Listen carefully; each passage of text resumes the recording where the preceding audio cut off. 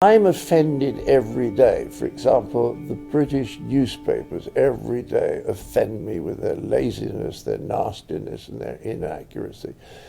But I'm not going to expect someone to stop that happening. I should just simply speak out about it. You know, sometimes when people are offended, they want somebody to just come in and say, right, stop that, to whoever is offending them. And of course, as a former chairman of the BBC once said, there are some people one would wish to offend. And I think there's truth in that too.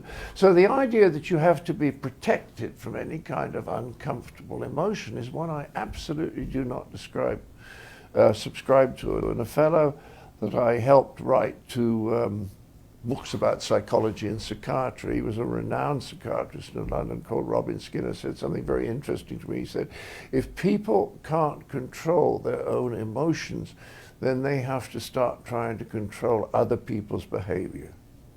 And when you're around super sensitive people, you cannot relax and be spontaneous because you've no idea what's going to upset them next.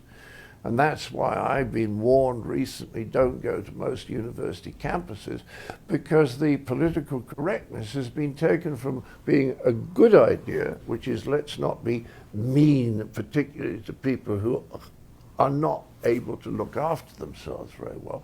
That's a good idea, to the point where any kind of criticism of any individual or group can be labeled cruel.